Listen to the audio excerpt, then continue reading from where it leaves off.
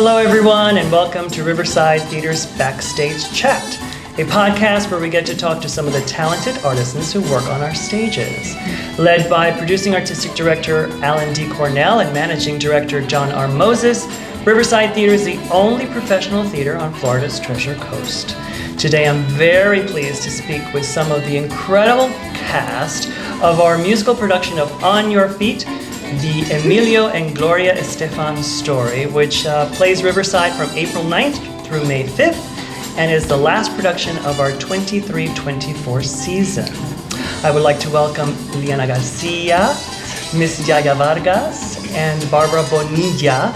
It's 3 generations of characters in the show right here at our table.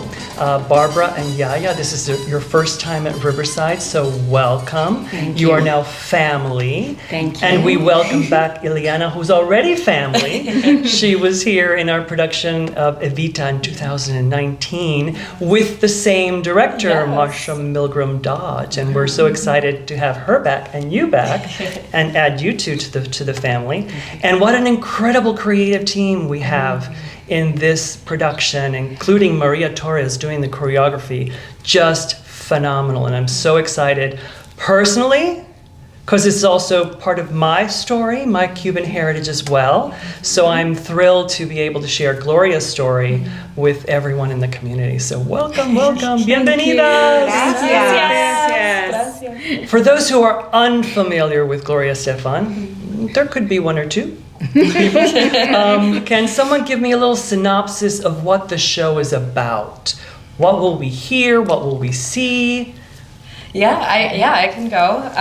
We're gonna see the beginnings of Gloria Estefan from the time that she's a child up until the time that she achieves great success with Emilio, and showing the dynamics of how her conflicts with her family or the support from her family got her to where she eventually ended up, and the conflict between the relationships with her mother and Emilio, and the bus crash that happens and how that upended things for them. And then we see the triumphant ending Return. with the American Music Awards, and so you're going to see a lot of the music, all of the music that you know and love and recognize.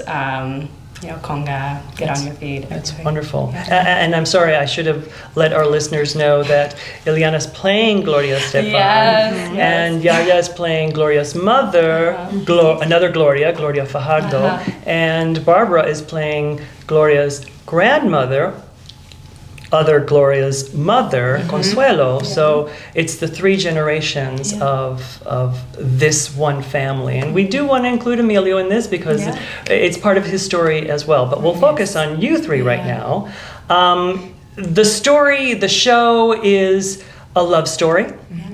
It's an overachieving tragedy story.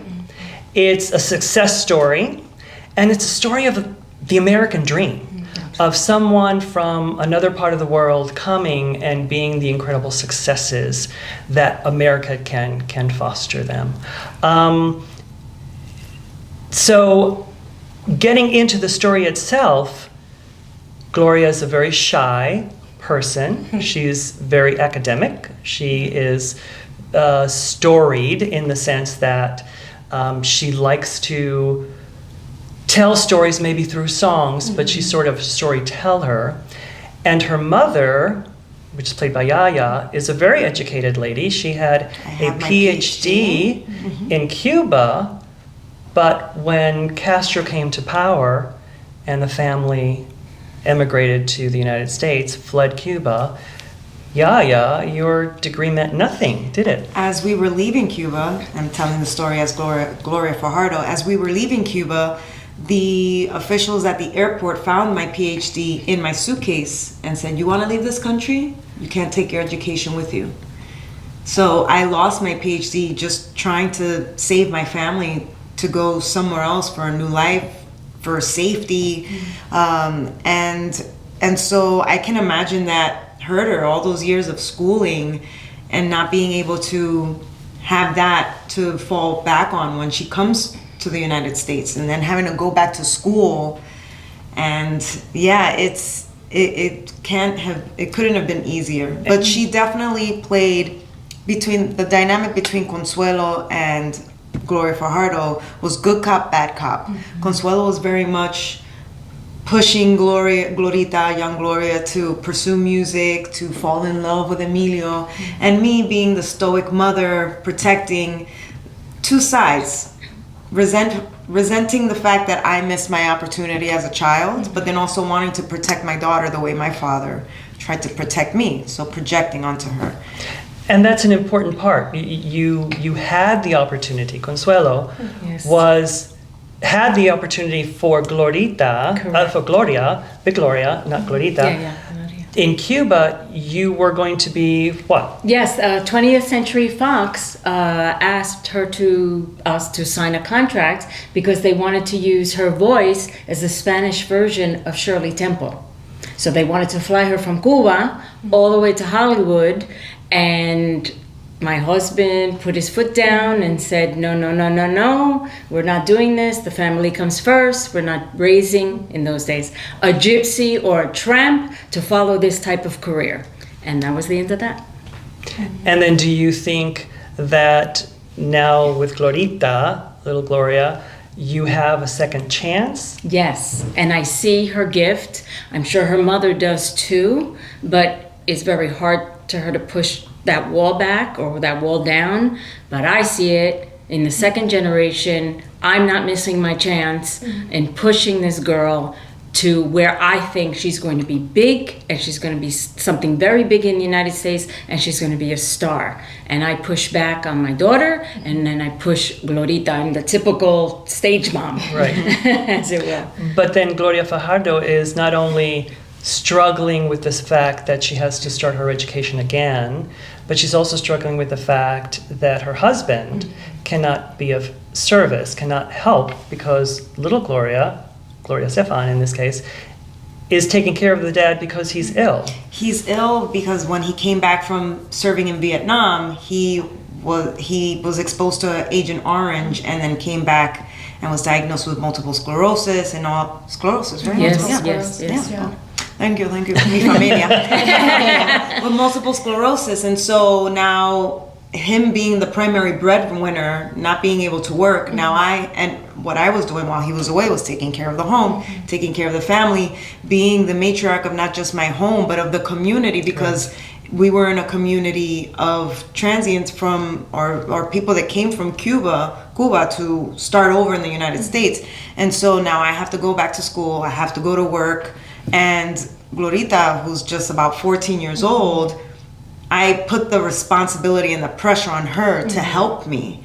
And though, because Gloria Fajardo was an educated woman, she was very much about school. Glorita was also encouraged to play the guitar, to write songs. And so that was your release.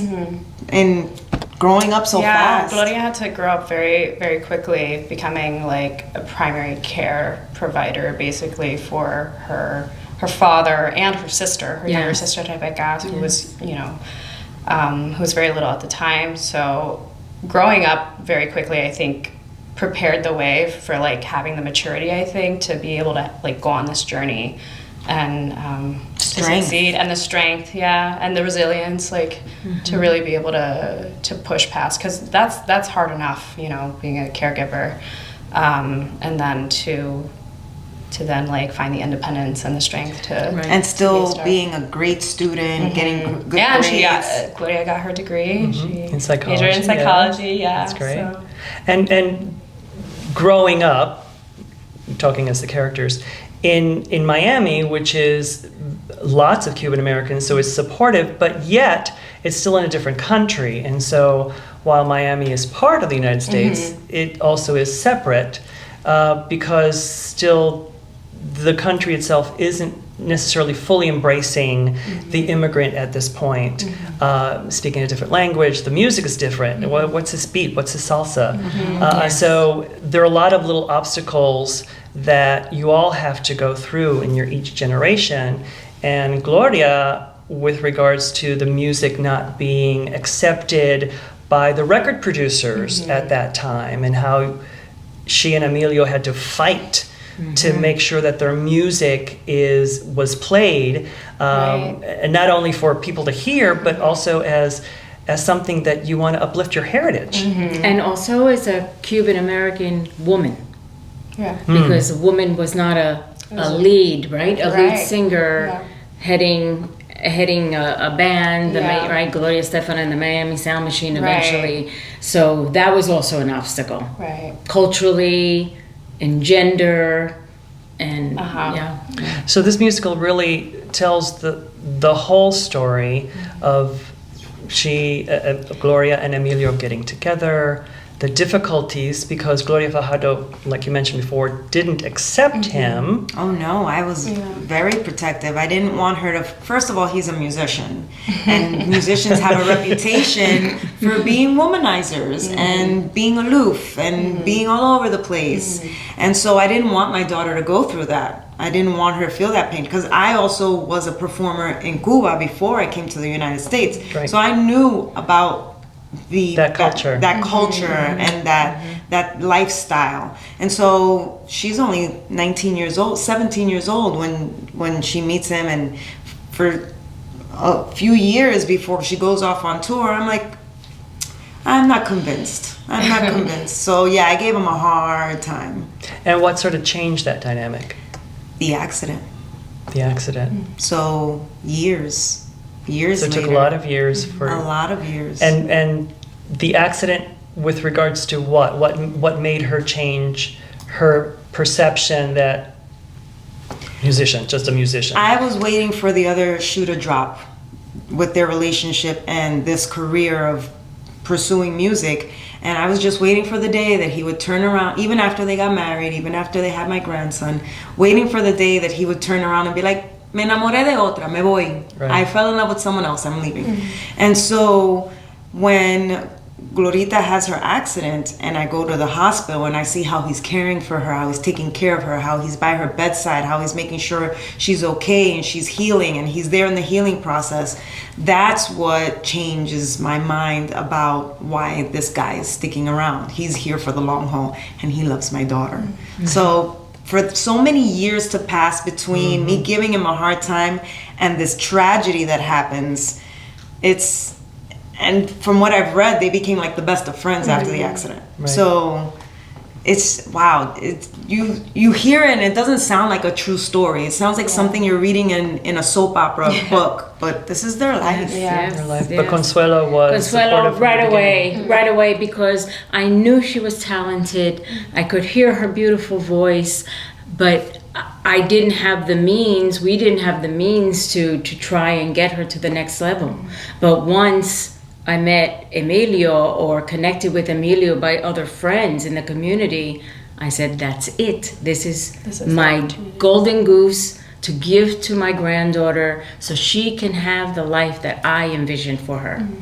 And I actually introduced Emilio to Gloria. It sounds like Consuelo manifested everything. She was the mastermind of everything. From even before, from Cuba, even from before. Exactly. And how did you're playing Gloria, how does that feel to sort of be thrust into this story and sort of you're carried through, because it's not just the original success of being accepted not only in the Spanish-speaking communities, but then in America, crossing over to America, and then having this incredible tragic event happen. Right. You could be thinking, my career is over. Right. Yeah. To go from the journey that I went through, because I was a very shy child, right, and to overcome that, to becoming like comfortable on stage and becoming a star, and then to have this like horrific event happen. I mean, it changed me fundamentally, and I believe like inspired the music even more beyond that point, and strengthened my relationship with my family and Emilio and your fans. Yeah, and my fans, exactly. Yeah, because they're from what I've heard, like I felt the support during the pain that I was experiencing in the crash. I felt the spirit of like my fans and everybody like lifting me up. to make it out of there. It's so important, you know. I grew up in Miami when they were becoming big and famous, and it wasn't. Miami was totally supportive of the group, of Emilio and the whole team, because of what you not only meant to the Cuban American community, like, wow, here's a success story, but because of how you cared for the Cuban American community, and not just Cuban American community, any Hispanic community. Right. You cared for the people of the area, and you wanted to make sure that Miami was taken care of, and you wanted to make sure that you empowered others who didn't have that sort of voice. Right. And so there was a mutual love, connection, intertwined between the city, the band, the people, that was just tremendous. Yeah, it's incredibly important to realize too that on top of this incredible story we see, that there also is this cultural revolution happening with elevating Latinx voices and culture at that time, and to see the communal effort and the communal reciprocal energy come back. You know, they achieved success not only because of the general population, but because of their Latino listeners, and in turn got strength from them. Gloria is still a caretaker. Yeah. He's taking care of a larger community. Right. It's amazing. Yeah. And the show is just full of incredible music.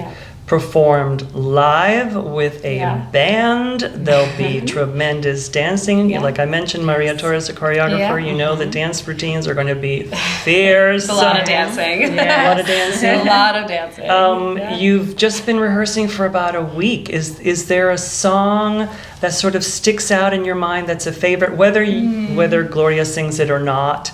Although I think every song. For me and for my character Consuelo, of course it has to be, because it's in one of my speeches to her, Anything for You. Because I feel like Consuelo would do anything for her granddaughter. And like we said, manifested this dream. And I love that song. So many songs. I mean, being a boomer, I grew up with Gloria and the whole Miami Sound Machine, and it's just so wonderful to be in this show. Yeah. Is there one that?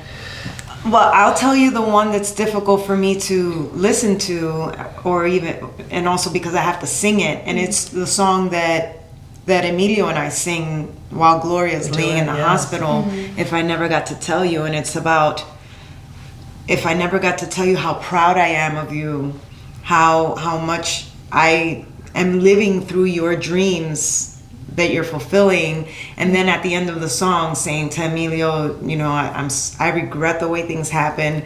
I want to make things better. And at the end we come to, because it was maybe like 2 years had passed, that I tell Gloria, if you want to go, go. So to then have that moment in the hospital, it's tough to sing through that song. We've rehearsed it twice, and we both get, Angel and I, the gentleman who's playing the role, we both are like choking up singing it. But yes, and a shout out to Angel Lozada, who plays Emilio, and he's wonderful, and he was here as Che, and in the production you were in Evita, so we're thrilled that he's back as well. It's also the theme, not just on Gloria, but the fact that if you love someone, tell them. Yes. Don't create a divide between yourself and someone. If you really care for them, help them understand your point of view if that's possible. But never give up that love, never give up that connection. Is there a song that you sing, or you hear someone else? I mean, Mama and Emilio sing something that sounds very emotional. I think one of it's the end of the show that may be giving away some things, but Coming Out of the Dark is a really pivotal song in the show, yes, but in their life. And it's the moment that I have overcome, you know, after the accident. I've done rehab, I've gained the strength, and it's the first moment I'm stepping out on stage at the American Music Awards. And it's a grand return, and you can, you know, find this video on YouTube. You can see Gloria singing out, and she's, you know, I'm so overcome by and overwhelmed by emotion, and it's, you know, it's a really empowering, beautiful moment. Kevin Quillinan, the director of education, also leads out theater classes, adult theater classes that we have every Thursday, focusing on the specific shows that we present on the main stage and our second stage. And today was the first day that we have our On Your Feet class. And he showed that clip in class, the whole clip.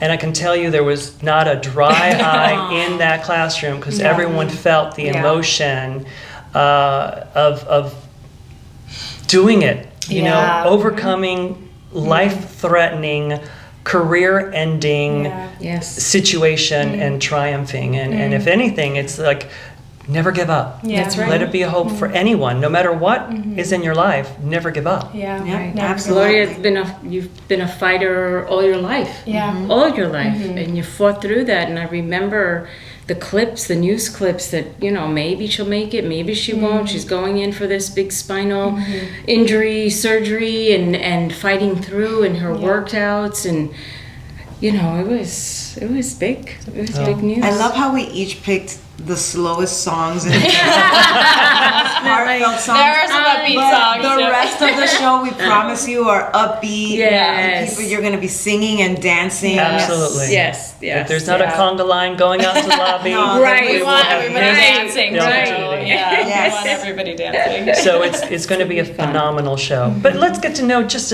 a little tidbit about each of you personally. Iliana, how did you get started? What was there something that sort of a mentor or something that you saw that really got you going? It's like, this is what I want to do. Well, first of all, I will say in my early days, I saw my parents were always singing in church, and they always brought music into our lives in a really meaningful way. And of course, my mother introduced me to Gloria Estefan. I'm Cuban, and I grew up in Tampa. And so I grew up listening to all of her music, and then eventually I wanted to sing in church. And so I've been using my voice since I was like 5 years old. And then eventually I saw my first musical, and like, I didn't even know what musicals were, but I was like, I can do that. It was very bold. At like 14 years old, it was a very bold choice, to just decide that I wanted to do this. And I had a mentor in high school, Dr. Richard McMitchin. He's amazing. And he told me that I could do this professionally. And in a very bold way, I was like, I'm going to major in musical theater and acting. And nobody else in my family was really actually a professional performer. And as a first generation Cuban American, it's a really hard thing to tell your parents, I'm going to be an artist. And, because they wanted me to be, in the medical field, something very secure and stable. Doctor, first choice. Doctor, nurse. First choice. Exactly. So, my decision, they were supportive, but, a little reserved about it. They were like, we support you. But I did it, and thankfully somehow have kept working, and I'm very grateful. I'm very grateful to get to do what I do and meet all the amazing, talented people that I meet. Well, we're excited. We're excited. YaYa, and you? How did you?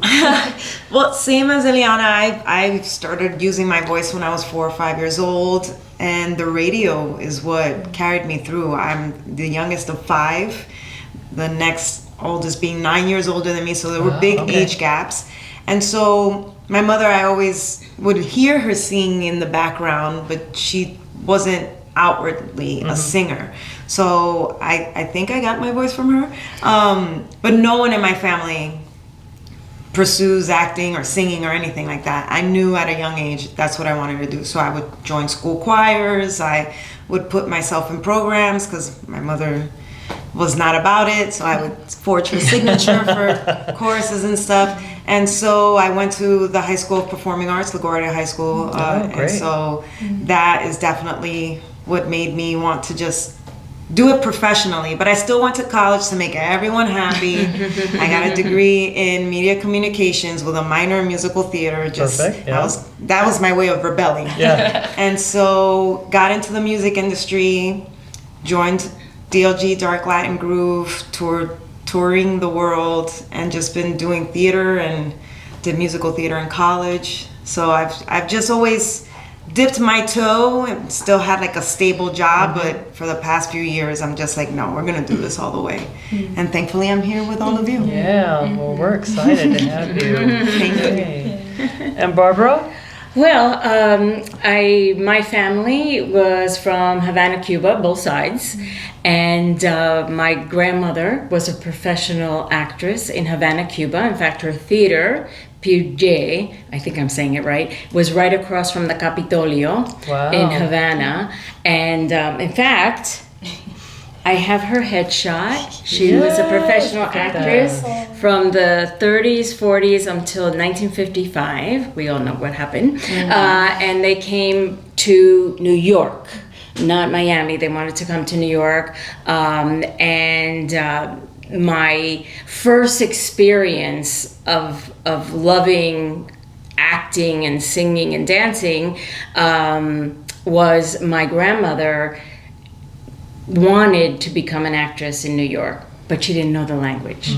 So she ended up opening a Mexican restaurant on 46th and Broadway. I don't know how that came about, but it was anti-Cuban at that time. So she bought a jukebox for her restaurant. It was a little thing. And she says, okay, when the patrons come in, I'm going to play some songs in Spanish, but I want you to act it out for the patrons that come to eat. So they can understand. Exactly. I was, 5, 6, 7 years old? So I was like, I'm acting out all these things. I love this. And I would get applause. That was it. The applause, that was it. So I had loved it from then, but with a similar story to YaYa. I was in shows in school and in the community, but when it got to getting close to going to college, I wanted to stay in New York. I wanted to be a professional actress, and my rest in peace, my father, my dear departed father said, no. You're first generation, you're going to get a degree, whatever it is, but you're going to have an education that nobody can take away from you, and then you could do what you want. So I ended up being a teacher. And I was like, well, what's the easiest thing I could teach? Oh, Spanish. Okay. So I taught Spanish for 33 years, and I actually ended up loving it because to me, and I've shared this, it was like 5 shows a day. So I was like, hey, I'm on stage, but a different stage. Right. But my colleagues would kid me and couldn't believe that I would finish school at 3 o'clock. I was that time living in New Jersey. I'd get on a bus or a train. I'd be in a show, get back on that bus or train, get back to the Jersey Shore at 7 o'clock, be for my first class. And how do you do that? That's because it's so passionate. It's not working. It is working, but you're so passionate about it, you forget about sleep. Everything. You don't need to sleep. So that's how it stayed in my life. It's very evident that you all love what you're doing, and I know that it will radiate from that stage, and audiences will just go gaga or YaYa, Iliana, and Barbara. So I know you guys have another rest of the day rehearsal, so I'm very thankful so much. Aprecio mucho el tiempo que pasaron conmigo and talking to our people. Thank you so much. Is there one last thing you want people to experience when they come see the show? Joy. Yes, yes. And the love that you see on that stage. And please don't shy away from this one, whether you're a subscriber or the first time you're here at Riverside Theater. Please don't shy away because it's got a Latino theme. It's an American dream. It's a universal themes. You will see your family in it. and please come and be joyful and dance and sing. You know the music. Come on. Yes, So really come and enjoy it. And your season is going out with a bang. Thank you. Gracias. Thank you very much. Thank you so much. Thank you. And thank you everyone for listening to this episode of Riverside Theater's Backstage Chat. Until next time, I'm Oscar Sales. Thank you, Riverside. Thank you. Thank you.